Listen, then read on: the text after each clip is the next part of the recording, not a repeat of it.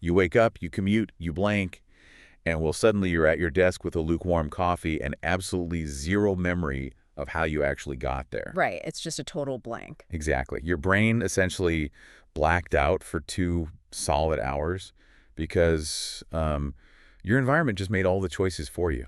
Have you ever felt that? Absolutely. Like you're just a passenger in your own body, Yeah.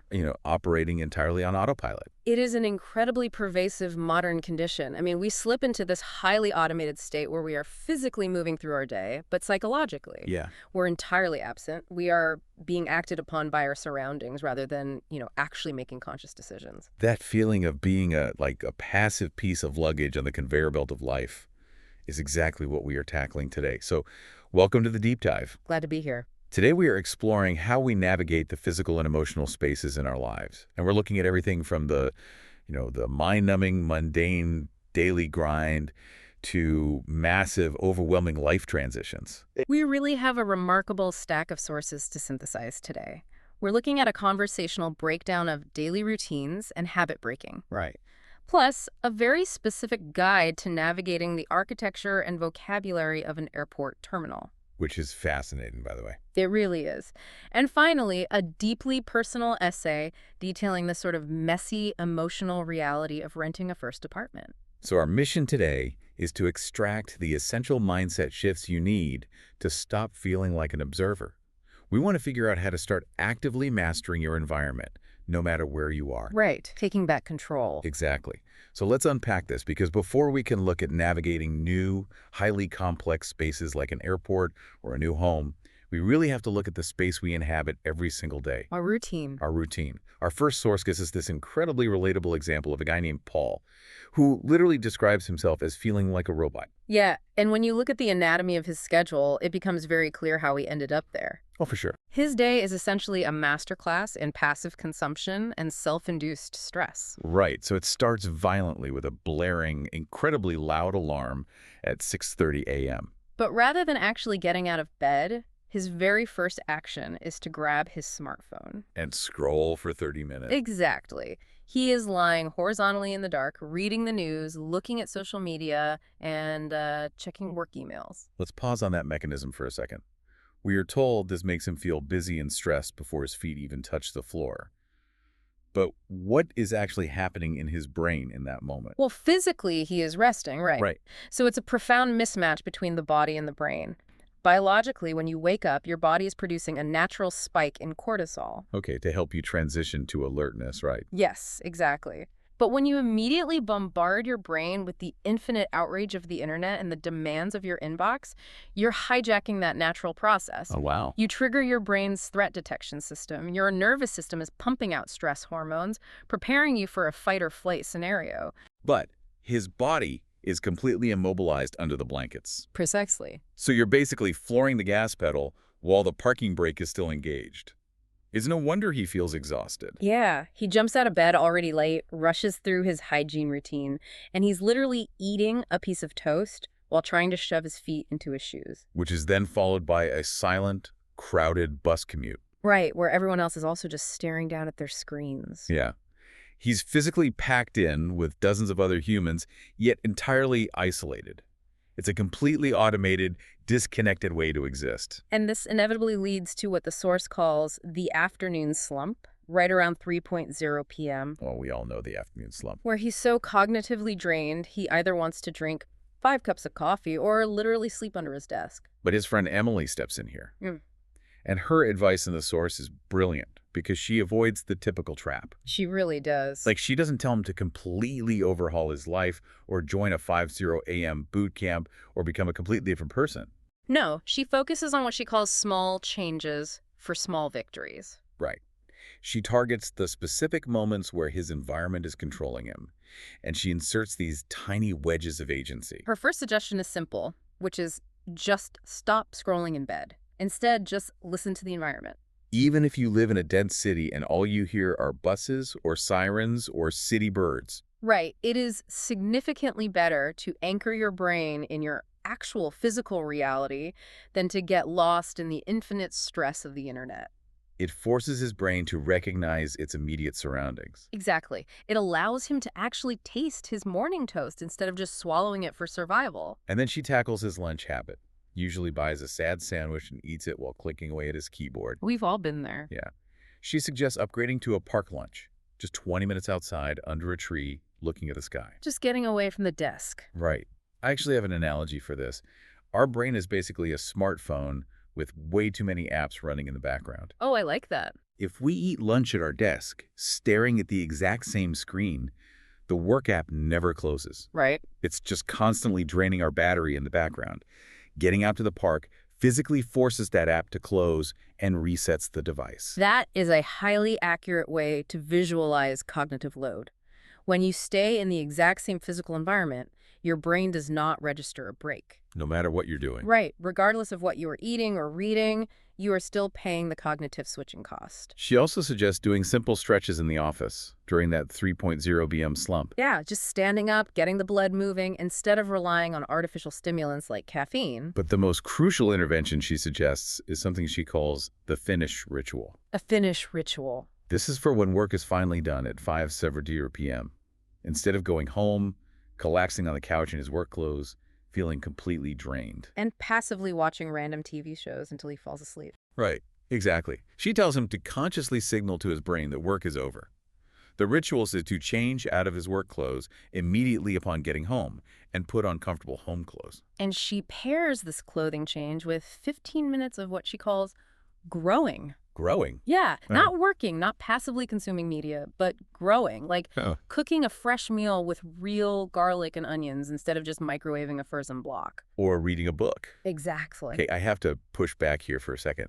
Changing from slacks to sweatpants or a cotton t-shirt seems incredibly trivial. It does sound simple. How does putting on a different shirt actually rewire someone's stress levels? Yeah. I struggle to believe that taking off a tie suddenly cures burnout. Well, it seems trivial until you understand the psychology of boundary setting. There's a concept known as enclothed cognition. Enclosed cognition. Yes, which is the systematic influence that our clothes have on our psychological processes. Okay, interesting. By physically shedding the uniform of his workday, he is creating a demarcation line. When we blur the lines between our professional and personal spaces, our nervous system never receives the signal that the threat of work is over. Yeah, okay. The physical act of changing clothes is a behavioral cue telling his brain, I am no longer a worker. The demands of the office are no longer relevant to my survival right now. So it's about forcing the brain to acknowledge a transition. Exactly. And I love how Emily frames the phone scrolling habit in general. She says that by putting the phone down, you are actively choosing your own thoughts instead of merely reading other people's thoughts. Which is the very definition of agency. When you are consuming a feed, an algorithm is dictating your emotional state. Right. When you sit in silence and cook a meal, you are the author of your own internal monologue. So if the finish ritual helps us reclaim our agency in our private daily lives, what happens when we are forced into massive public spaces that are actively designed to strip that agency away? Because we don't just live in our apartments and offices. Exactly. Which brings us to the architecture of the airport. Right. Our source takes us directly into Terminal 3 of Toronto Pearson International Airport. It's massive. It is. And an airport terminal is perhaps the ultimate example of an environment built entirely around processing masses of people with ruthless efficiency. An airport is basically a giant sorting machine for humans. That's a great way to put it. We are the packages. The source details a very specific taxonomy of movement here. You have the arrivals area and the departures area. You have the hierarchy of luggage, too. Yes. Checked baggage that disappears under the plane, the carry-on that stays with you, and the personal item. There is a massive lexicon of control. Dropping off, picking up, boarding, deplaning. The terminology is incredibly rigid because the environment requires absolute compliance. It does. You have the holy trinity of documents. Right. The ticket, which is merely your proof of purchase. The boarding pass, which is your temporary, highly restricted authorization to enter a secure zone. And your ID, which verifies you are the biological entity attached to those documents. Exactly. But let me challenge you on this. I understand that an airport is a machine. But why does knowing the terminology actually matter? Wow. Like whether I call it a small bag or a personal item, It doesn't change the fact that I'm standing in a security line without my shoes on, getting yelled at to take my laptop out. Uh-huh. The stress feels completely unavoidable. The stress is unavoidable, but the helplessness is not. Okay, tell me more. Specialized, highly regulated environments strip away our natural autonomy. When you enter an airport, you surrender your bodily autonomy to scanners and pat-downs, Right. your spatial autonomy to cues, and your temporal autonomy to the departures board. You are entirely subjected to a system you do not control. You're submitting to the machine. Precisely. If you do not understand the lexicon of that machine, you experience the environment as a chaotic, threatening assault. That makes sense. But knowing the exact terminology gives you a semblance of psychological agency. Right. It lowers your cognitive load. Because you know what to expect. Exactly. If you understand the strict volumetric limits of a personal item versus a carry-on, you aren't surprised at the gate. If you know the rules of the game, you transform from a confused piece of cargo into an informed participant. You can anticipate the processing, rather than just being a victim of it. Yes. That reframes the entire experience. By learning the vocabulary, you are actively participating in the processing, not just letting the processing happen to you. You are reading the bro codes instead of just being scanned. Wow, yes. So, you survive the transit hub, you get off the plane, and eventually you hit the ultimate transition, moving into your own space. Yes. We arrive at the threshold of true independence. Securing a physical space that is entirely your own. Exactly. Our final source is a beautifully honest personal essay from a recent college grad going through the process of renting their very first apartment. And the contrast they describe between expectation and reality is pretty striking. Oh, completely. The initial feeling is this massive excitement. You're finally escaping the rules of the dorms or your parents' house. You can decorate however you want. But that illusion of total freedom is immediately met with the immense, crushing anxiety of the market. Because, just like the airport, there is a complex, often predatory system to navigate. And the stakes are infinitely higher than missing a flight. So much higher. The realities of apartment hunting are incredibly harsh. The author describes filtering through endless rental apps, finding these listings that look bright and pristine online. But when they actually go to the viewing, the rooms are dark, dingy, and smell deeply of mold. They look absolutely nothing like the carefully curated photos. Right. And then the financial traps emerge. The hidden fees. Sudden maintenance costs or service fees that were conveniently omitted from the advertised rent. The author even details a terrifying near miss with a scammer. Yeah, a fake landlord who demanded a substantial cash deposit before they would even unlock the door for a viewing. It's an environment that actively preys on naivety. If you don't know the rules, you will get fleeced. Luckily, friends warn the author not to transfer any money. And eventually, they have a breakthrough. They do. They find a bright shared room facing a green space with a patient landlady who actually takes the time to walk them through the process.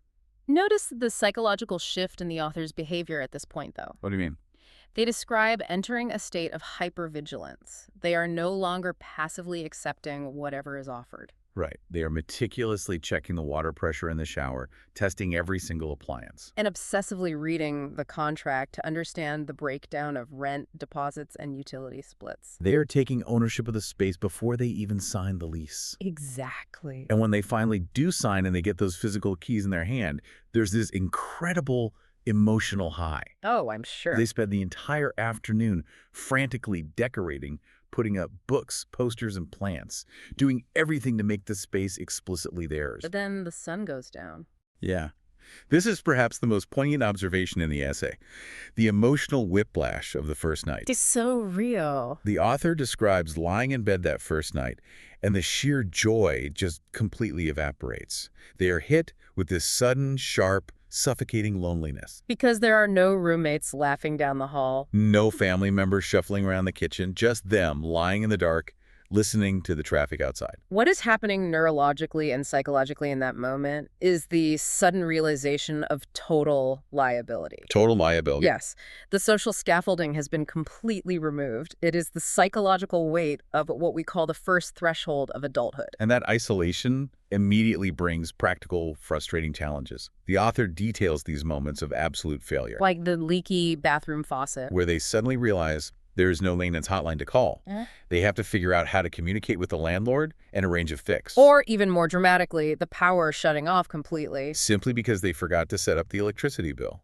It wasn't included in the rent, and they missed the deadline. So they are sitting there in the dark, relying on the flashlight on their phone to see their new posters. Yeah. I have to ask, though, how does a frustrating logistical failure, like sitting in a dark room because of an unpaid bill, actually force emotional maturity? It just seems like a bureaucratic mistake.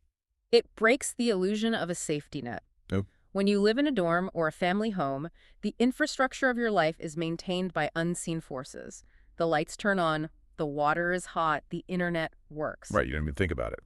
But when you are sitting alone in the dark because of your own negligence, it is a visceral, undeniable manifestation of your own responsibility. Wow. It forces the realization that no one is coming to save you. You are the sole architect of your survival. You are your own IT department, your own maintenance crew, and your own financial planner. Exactly. The hardships aren't just roadblocks in the way of independence, they are the actual mechanism by which independence is built. Precisely. If we synthesize all three of our sources today, a really profound through line emerges about the nature of agency. It really does. Whether you are actively enforcing a park lunch to save your brain from the digital overload of the afternoon slump, Or you are memorizing the strict vocabulary of a security checkpoint, so you aren't treated like a helpless piece of cargo. or you are sitting alone in the dark, furiously trying to pay an electric bill on your phone, it is all the exact same fundamental shift. The shift from being a passive passenger who just complains about the turbulence to becoming the active pilot of your own life. That's beautifully put. True independence isn't just about having the freedom to decorate your walls however you want. It is the heavy, empowering realization that you are responsible for how you interact with your environment. Right. You have to learn the rules of the spaces you inhabit, whether it's your own bedroom, your office, or an international transit hub, so that you can navigate them on your own terms. Today, we've taken quite a journey. We learned how to hack our mundane, robotic routines with small victories and finish rituals that physically rewire our stress responses. We decoded the stressful, hyper-regulated architecture of airports so we can navigate them with psychological agency instead of panic. And we embraced the messy, terrifying, but ultimately empowering reality of stepping over the threshold into our first real home. We examined the micro habits of the morning and the macro milestones of adulthood and found the same requirement for active participation in both. Now, I want to turn this over to you, listening to this deep dive right now.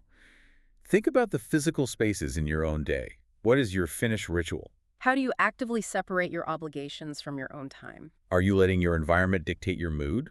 Or are you taking small steps to reclaim your space? And as you reflect on that, I want to leave you with a completely new thought to ponder, something that builds on everything we've discussed. Oh, all right. Let's hear it. Think about how much of our lives now happen entirely online. With the massive rise of remote work and digital spaces, the physical boundaries we've been talking about today, the commute, the office door, even the airport terminal, they're vanishing. That's true. If your laptop is your office, your transit hub, your shopping mall, and your entertainment center all at once, how do you build a boundary? Wow. How do you prevent yourself from becoming a passive passenger when the entire journey, the entire environment is happening on a single glowing screen? If changing clothes sets a physical boundary, what is the digital equivalent of the finished ritual? Exact. That is a massive question that will definitely keep me thinking tonight. Thank you for joining us on this deep dive. Keep questioning the spaces around you, whether they are made of concrete, drywall, or pixels. Absolutely. Keep exploring, and whatever you do tomorrow morning, try not to let the alarm clock turn you back into a machine. Catch you on the next one.